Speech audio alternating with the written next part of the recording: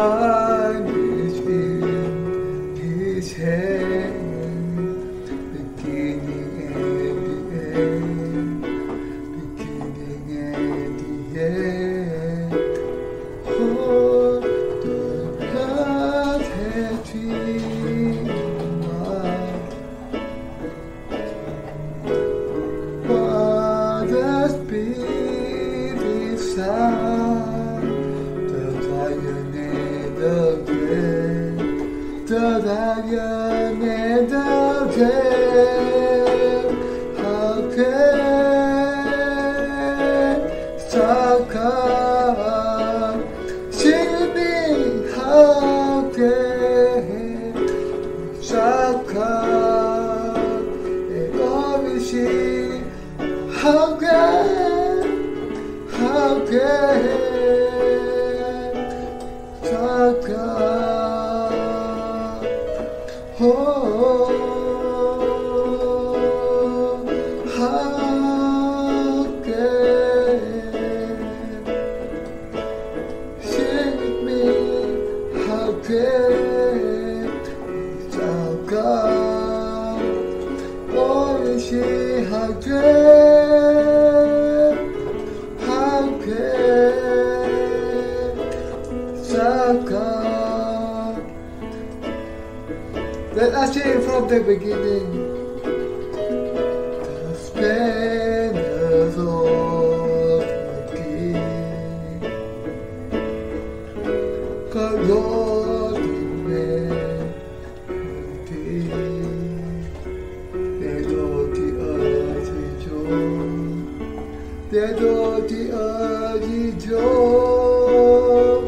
You up in check in time, and darkness tried to hide, and never there before, and never there before. How can this God be with me? How can this come? And always see how can this come?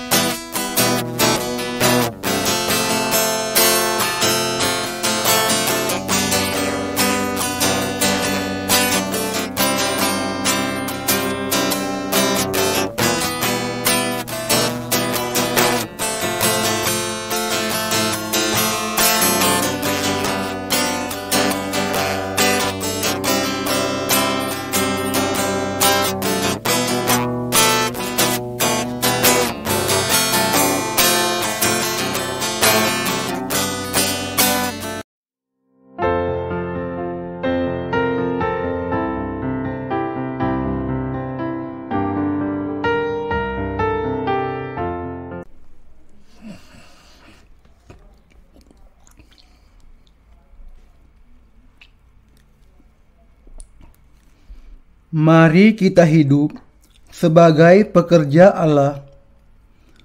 Matius 10 ayat 1 sampai 8.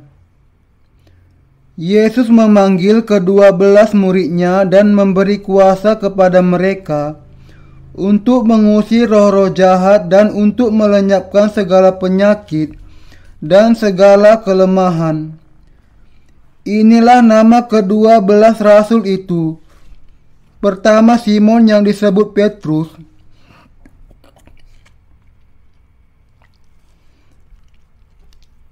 dan Andreas saudaranya, dan Yakobus anak Zebedeus dan Yohanes saudaranya, Filipus dan Bartolomeus, Thomas dan Matius pemungut cukai, Yakobus anak Alfeus, dan Tadeus, Simon orang Zelot dan Yudas Iskariot yang mengkhianati dia.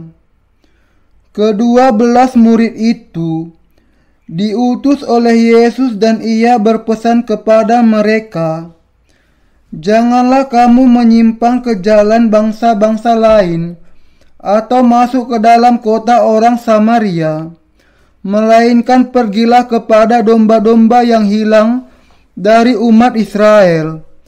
Pergilah dan beritakanlah kerajaan surga sudah dekat. Sembuhkanlah orang sakit, bangkitkanlah orang mati, tahirkanlah orang kusta, usirlah setan-setan. Kamu telah memperolehnya dengan cuma-cuma, karena itu berikanlah pula dengan cuma-cuma."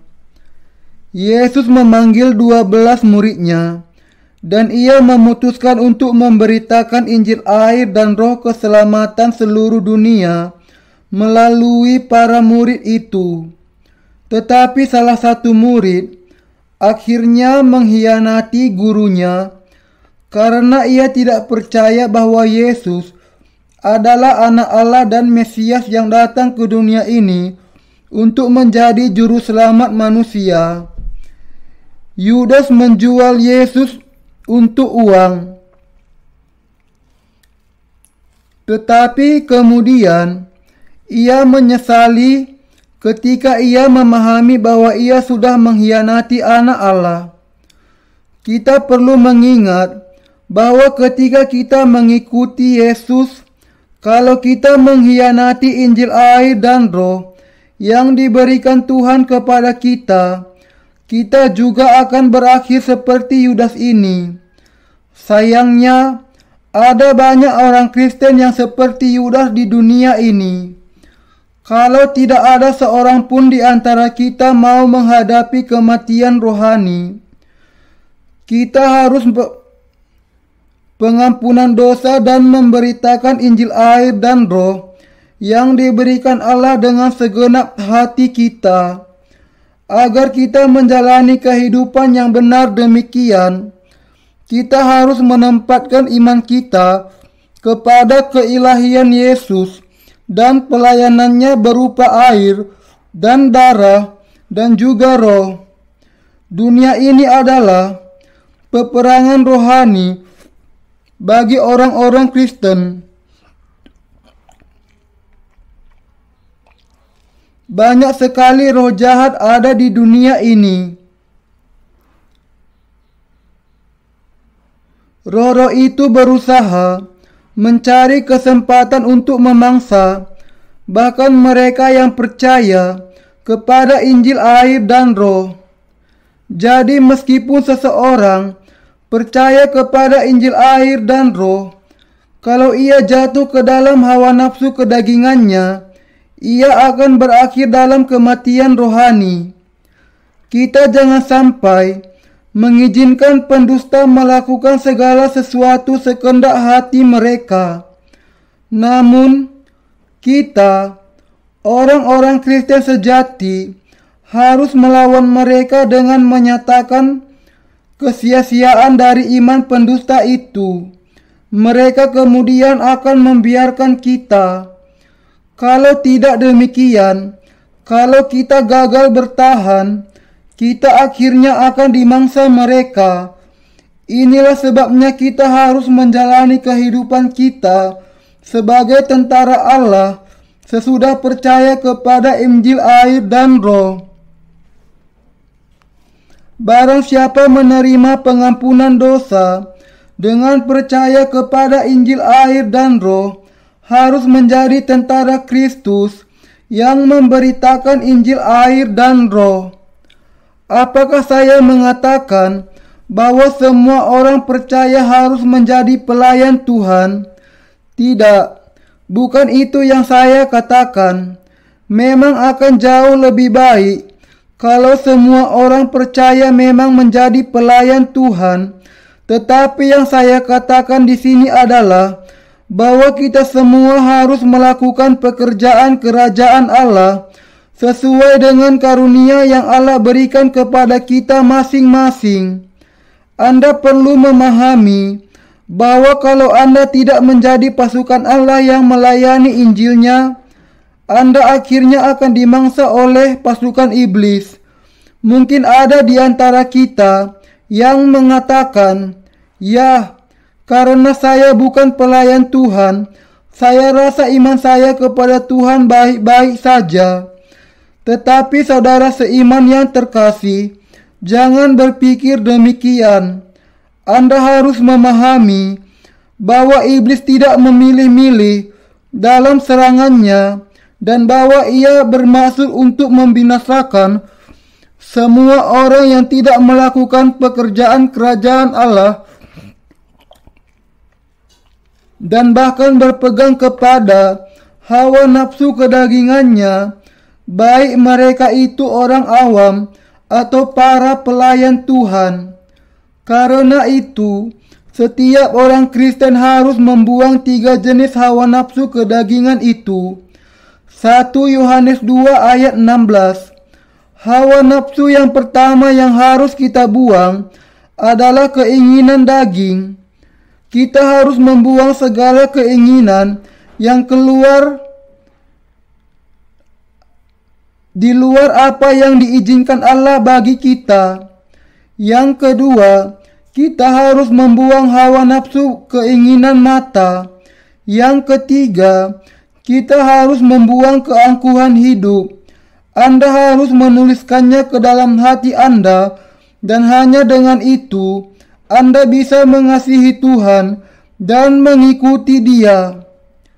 Kalau entah mengapa Anda mengikuti hawa nafsu kedagingan Anda lalu berpikir,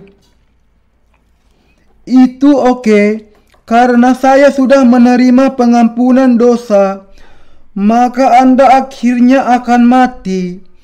Karena Anda sudah menerima pengampunan dosa, sudah sangat wajar bahwa iblis tidak akan membiarkan Anda dan bahwa akan semakin berusaha untuk menjatuhkan Anda, mencari setiap kesempatan untuk mencapai tujuan ini. Karena itu, agar kita tidak dikalahkan iblis, kita harus senantiasa berjaga-jaga dan kita harus mengadakan peperangan rohani melawan dia dengan iman. Hanya orang-orang yang menang dalam peperangan ini yang bisa bertahan, dan untuk itu kita harus percaya kepada firman Injil air dan roh semakin teguh untuk bertumbuh di dalam kekuatan rohani kita. Kita perlu berperang melawan para pendusta itu dalam peperangan rohani. Adalah ketika orang-orang Kristen terlibat di dalam peperangan itu, kemudian kita bisa memahami besarnya iman mereka, dan adalah dengan berperang melawan musuh mereka dengan kuasa firman Tuhan saja kita bisa memenangkan jiwa. Kalau kita tidak terus percaya kepada firman Injil air dan roh di dalam hati kita, kita juga akan kehilangan bukan hanya kekuatan rohani kita, tetapi juga harta milik dan bahkan nyawa kita. Bagaimana kita kehilangan segala berkat Allah dengan tidak mau percaya kepada Injil air dan roh, karena dunia ini adalah medan peperangan rohani. Dan karena itu iblis tidak akan membiarkan orang-orang yang tidak beriman hidup damai. Tuhan kita memerintahkan agar kita mencari domba yang terhilang dan mengajar mereka Injil air dan roh. Para pekerja Allah harus senantiasa melakukan pekerjaannya. Tuhan kita memanggil 12 orang murid ketika ia bekerja di dunia ini. Dan melalui para murid Yesus itu, banyak orang menerima pengampunan dosa dan mereka juga bisa hidup sebagai pasukan keberkatan dari Allah dan datang ke hadirat-Nya. Tertulis di dalam bagian Alkitab hari ini, janganlah kamu menyimpang ke jalan bangsa lain atau masuk ke dalam kota orang Samaria, melainkan pergilah kepada domba-domba yang hilang dari umat Israel. Pergilah dan beritakanlah, kerajaan surga sudah dekat. Orang-orang Samaria memiliki keterkaitan dengan bangsa Israel, tetapi darah mereka tidak murni. Mereka adalah keturunan darah campuran yang berasal dari perkawinan campuran antara bangsa Israel dengan orang-orang Asyur pada masa pembuangan mereka di Babel. Karena itu, bangsa Israel tidak menerima mereka sebagai bagian bangsa itu. Secara rohani, kepada domba-domba yang hilang dari umat Israel itulah kita harus pergi. Kita harus menguji setiap jiwa dan bertanya kepada diri sendiri, apakah orang ini termasuk domba yang hilang dari umat Israel?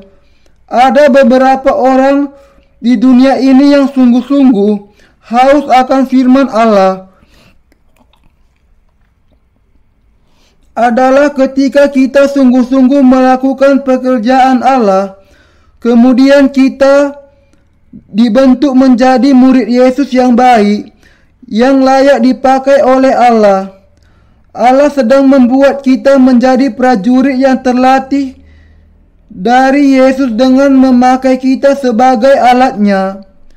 Ketika kita melakukan pekerjaan Allah sebagai para pekerjanya, ada saat-saat di mana kita harus menghancurkan kesukaan diri kita akan daging.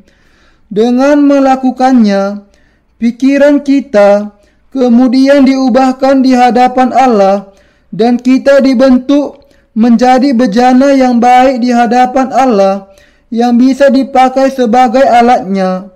Kalau kita mau menjalani kehidupan sebagai murid Yesus, sebagai pekerja Allah, kemudian Tuhan akan menjadikan kita sebagai bejana yang baik. Orang-orang yang lemah dan penakut akan diubahkan menjadi gagah perkasa dan kuat, dan mereka yang kurang iman akan firman Allah menjadi orang-orang beriman yang memiliki iman yang kuat kepada firman Allah.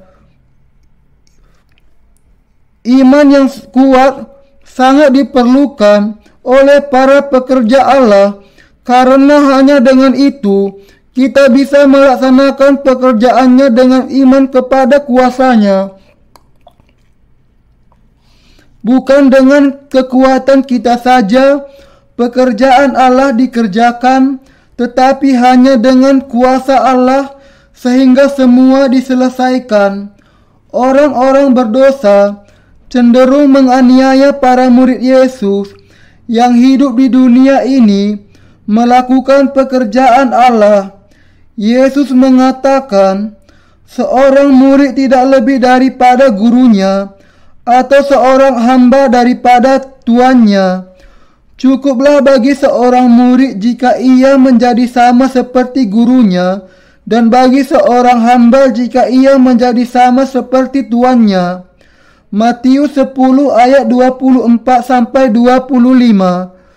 Ia mengatakan bahwa adalah cukup bagi seorang murid untuk menjadi sama seperti gurunya. Yesus adalah guru dari semua orang yang percaya kepadanya. Ketika Tuhan datang ke dunia ini, Ia dihina dan dianiaya banyak orang.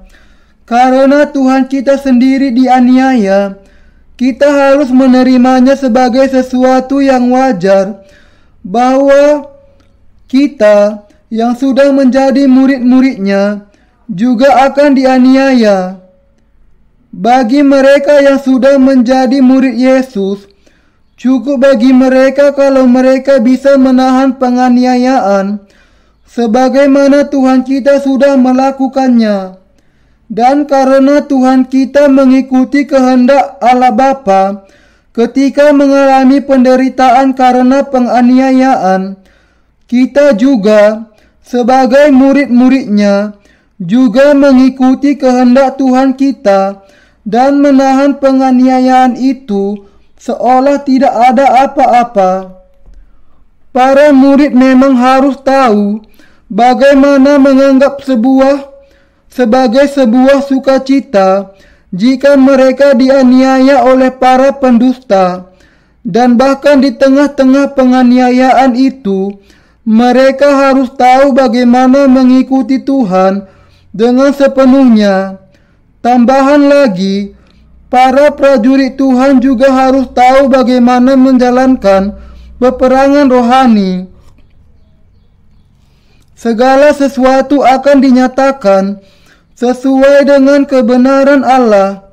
Jadi kita harus memahami bahwa setiap kelemahan yang disembunyikan seseorang dari orang lain akan dinyatakan, karena Tuhan kita mengatakan, tidak ada sesuatu pun yang tertutup yang tidak akan dibuka, dan tidak ada sesuatu pun yang tersembunyi yang tidak akan diketahui.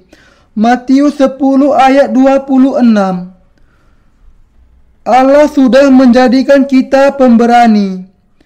Saya percaya bahwa Allah hidup. Tuhan kita mengatakan kepada para pekerja Allah, dan janganlah kamu takut kepada mereka yang dapat membunuh tubuh, tetapi yang tidak berkuasa membunuh jiwa. Takutlah terutama kepada Dia yang berkuasa membinasakan baik jiwa maupun tubuh di dalam neraka. Matius 10 ayat 28. Yang perlu kita pahami di sini adalah bahwa Dia yang memiliki kuasa melemparkan orang-orang berdosa ke dalam neraka adalah Allah. Dia yang menyelamatkan kita dari segala dosa kita juga adalah Allah yang sama. Dan Dia yang memberikan kepada kita kehidupan kekal adalah Allah yang sama. Maut bukanlah akhir segala sesuatu dari keberadaan kita. Semua manusia dilahirkan satu kali, dan ketika mati, semua orang akan dibawa kepada kehidupan kekal lagi. Ini harus kita pahami dan yakini. Mereka yang melalui Injil air dan Roh percaya bahwa Yesus sudah menjadi juru selamat mereka, memang sudah diselamatkan dari segala dosa mereka.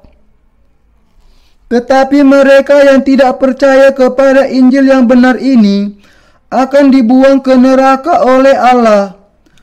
Ada perbedaan besar antara reinkarnasi dengan kebangkitan.